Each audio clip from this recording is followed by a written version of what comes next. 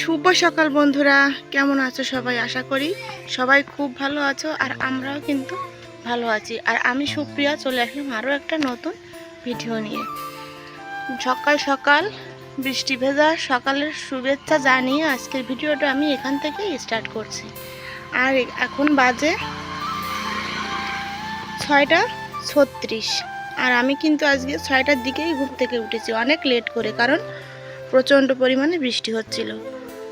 আর আজকে রোহিতের বাবা বলেছে না খেয়েও বাজারে চলে যাবে আর কি, কারণ আমাদের ঘরে আজকে মাছ ধরা আছে আর কি।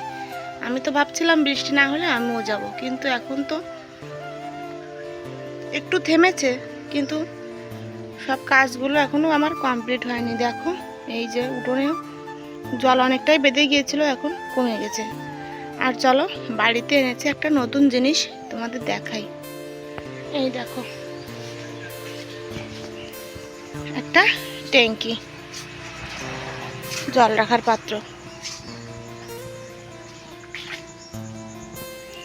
এইটা না, এইটা আমার এই কলপাড়ের মানে কলঘরের ভিতরেই বসাবে আর কি,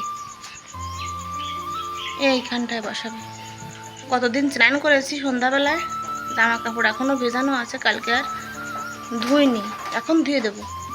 এখানটায় বসাবে, তাহলে আমার আর ভিতরেই বসাবে, তাহলে আমার আর কল চেপে চেপে আর বাসন ধোয়া লাগবে না, তাই না? জামা কাপড় ধোয়া লাগবে না, এই কারণেই কিন্তু আনা হয়েছে।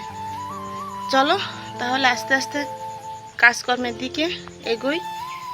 এখনো অনেক কাজ পড়ে আছে, বাসন ধুতে হবে। আর আজকে কী ভেবেছি জানো? আজকে একবারই রান্না করব। সকালবেলা একবারই বলতে সকালবেলা একটু সেদ্ধ ভাত করে দেব মা, তারপর আমার ছেলেরা খেয়ে স্কুল চলে যাবে, আর তারপর আমি ধীরে সুস্থে আস্তে আস্তে রান্না করব। চলো তাহলে আজকে প্রথমেই ভাবলাম আজকে তো আর খাওয়া দাওয়া তাড়া নেই, একটু দেরিতে রান্না বসালেই চলবে, তাই আমি আগে রান্নাঘরটা পরিষ্কার পরিচ্ছন্ন করে নেব, তারপর আমি রান্নাটা বসাবো।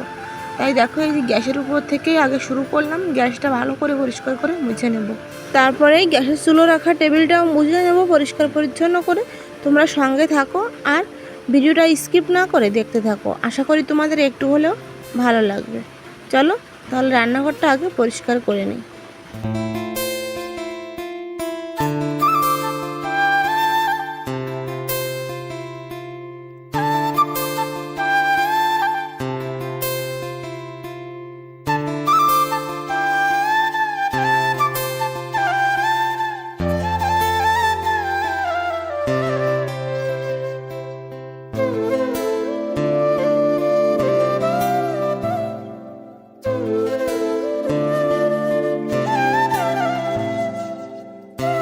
আর তারপর চলে যাব কলপাড়ে, অনেক বাসন আছে বন্ধুরা, অনেক বাসন।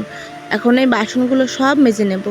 আর কি জানো বন্ধুরা, গতদিন আমি বিকেলবেলা স্নান করেছিলাম, সেই স্নান করার পর আমি কিন্তু জামা কাপড় ধুইনি। এখন বাসন মাজার পর এই জামা কাপড়গুলো ধুয়ে মেলে দেব। আমি কিন্তু এমনটা কখনো করি না, কিন্তু কি হয়েছিল জানি না, গতদিন ইচ্ছে করেনি ধুতে, তাই ধুলাম না। তারপর দেখো, আর আজকে না একটু সার্ফের গুঁড়ো মিশিয়ে তারপর কিন্তু আমি ছাই দিয়ে বাসন মেজে নিচ্ছি। আমার মতো কে কে ছাই দিয়ে বাসন মাজো আমাকে একটু কমেন্ট করে জানিও তো। আমি কিন্তু মানে 5-7 দিন পর পর, মানে প্রায় 7-8 দিন পর পরই আমি ছাই দিয়েই বাসন মাজি, নইলে বাসনগুলো কিন্তু অনেকটা লালচে লালচে হয়ে যায়। এই কারণে 5-7 দিন পর পর আমি ছাই দিয়ে ভালো করে ঘষে ঘষে বাসনটা মেজে নিই, তাহলে খুব চকচকে থাকে। চলো তাহলে বাসনগুলো মেজে নিই, আর এখন আমি ধুয়ে নেব। সবগুলো বাসন মাজা আর তোমাদের সঙ্গে শেয়ার করলাম না, আর এখন বাসনগুলো সুন্দর করে ধুয়ে নেব। আর কি জানো বন্ধুরা, আমি এখন যখন ভয়েস ওভার দিচ্ছি, এখন কিন্তু প্রচণ্ড পরিমাণ বৃষ্টি হচ্ছে, আর আমার তো টিনের চাল ঝমঝমিয়ে কিন্তু শব্দ হচ্ছে, তোমরা একটু ম্যানেজ করে নিও প্লিজ। তারপর দেখো, এই যে সব বাসনগুলো কিন্তু আমি ধুয়ে পরিষ্কার করে নিয়েছি। এখন এই বাসনগুলো নিয়ে চলে যাব ঘরে। আর দেখো, কড়াইটাও কিন্তু আমি চকচকে করে একদম মেজে নিয়েছি।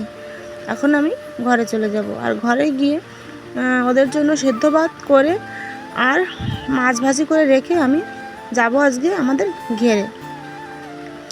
ঘেরে থেকে মাছ নিয়ে এসে তারপর কিন্তু রান্না করব। চলো তাহলে ওদের জন্য আমি 2 পিস মাছ ভেজে রেখে যাই, ওরা তো স্কুল যাবে, রোহানকে কিন্তু আমি সকালবেলা বই পড়িয়ে দিয়েছি, আর রোহিত এখনও বই পড়ছে। তাই ওদের জন্য খাওয়ার ব্যবস্থাটা করে রেখে আমি আমাদের ঘেরে যাব। চলো, আর এদিকে কিন্তু টিপ টিপ করে বৃষ্টি পড়েই যাচ্ছে। আর তারপর আসলাম দেখো অনেকক্ষণ পরে ঘের থেকে এই যে মাছগুলো নিয়ে আসলাম। আর আমাদের ঘেরে না এই যে ভেটকি মাছ দেখতে পেয়েছো, এই ভেটকি মাছগুলো কিন্তু সচরাচর পাওয়া যায় না, এটা কিন্তু লবণ জলের মাছ। আমার বাবার বাড়ির দিকে প্রচুর এই মাছ পাওয়া যায়, বড় বড় মাছ পাওয়া যায়, কিন্তু আমাদের এদিকে খুব কম হয়, জানি না কী করে কোথা থেকে আসলো। দেখো এই যে মাছগুলো সব কেটে নিয়ে আমি চলে এসেছি, পরিষ্কার করে ধুয়ে নিয়েছি, এখন লবণ হলুদও মাখিয়ে নেব।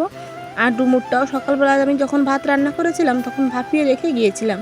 আর এই যে এই মাছগুলো কিন্তু আমি রেখে দেবো ফ্রিজে। আর এই যে মশলা সব বেটে নিয়েছি, করব ভেটকি মাছের ঝোল, আর করব ডুমুরের দিয়ে চিংড়ি মাছ দিয়ে একটা তরকারি। চলো তাহলে রান্নাটা আমি বসিয়ে দিই। দুই সাইডে দুটো রান্নাই কিন্তু বসাবো, তাড়াতাড়ি করে তাহলে হয়ে যাবে। আর কি জানো বন্ধুরা, ভেটকি মাছটা না বেশি বড় হয়নি, 700-800 গ্রাম ওজন হবে, 1 কিলো এখনও হয়নি। তারপরেও কিন্তু আমরা ধরে নিয়ে চলে এসেছি, কারণ এই মাছটা না প্রচুর, আমাদের তো চাষের ঘের, প্রচুর মাছ খেয়ে ফেলে। বাগদা চিংড়ি, গলদা চিংড়ি এগুলো কিন্তু প্রচুর খায়, এটাকে কিন্তু রাক্ষসী মাছ বলে। তাই আর ছাড়লাম না, নিয়ে বাড়ি চলে আসলাম। এখন রান্না করে সবাই মিলে খেয়ে নেব।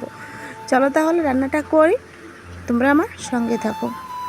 আর হ্যাঁ, এখনও যারা আমার ভিডিওতে আছো তাদের জানাই অসংখ্য ধন্যবাদ। যারা এতক্ষণ ধরে ধৈর্য সহকারে আমার ভিডিও দেখছো তাদেরকে অসংখ্য ধন্যবাদ আমার মন থেকে। তোমরা এভাবেই আমার পাশে থেকো, আমাকে একটু সাপোর্ট করো, যাতে তোমাদের ভালোবাসায় আমি একটু এগিয়ে যেতে পারি। তারপর দেখো রান্নাবান্নার ফাইনাল লুক দেখো তো, আমার তরকারিগুলো দেখতে কেমন হয়েছে, খুব সুন্দর না? খেতেও কিন্তু ভীষণ ভালো হয়েছিল। আর এই যে দেখো টক রান্না করেছি পুঁটি মাছ দিয়ে, তেঁতুল দিয়ে। আর এই যে স্পেশাল মেনু ভেটকি মাছের ঝোল বলো, ঝাল বলো, যে যেটা বলো বলতে পারো। দেখেছো খুব সুন্দর হয়েছিল কিন্তু। আর তারপর এখন আমি স্নান করেও চলে এসেছি, আর এখন আমি ভাতটা খেয়ে নেব। প্রচুর খিদে পেয়ে গেছে, আর এখন বাজে প্রায় 1:30 মতো। সকাল থেকে না কিছুই খাওয়া হয়নি। এই যে আমার ভাতটা নিয়ে নিয়েছি, এখন আমি খেয়ে নেব। আর টকটা খাওয়ার সময় তোমাদের একটু না দেখিয়ে পারলাম না, কারণ টকটা এত টেস্টি হয়েছিল। গাঢ় গাঢ় করে পুঁটি মাছ দিয়ে তেঁতুল দিয়ে রান্না করেছিলাম, তাই ভাবলাম এটো থালা আমি কখনো তোমাদের দেখাই না, তাই ভাবলাম একটু শেয়ার করি তোমাদের সঙ্গে। তাহলে বন্ধুরা আজকের ভিডিওটা কিন্তু এখানেই শেষ করে দেব। তার আগে খাওয়া দাওয়া করে দেখো আমি বিছানাটাও কিন্তু তুলে নিয়েছি।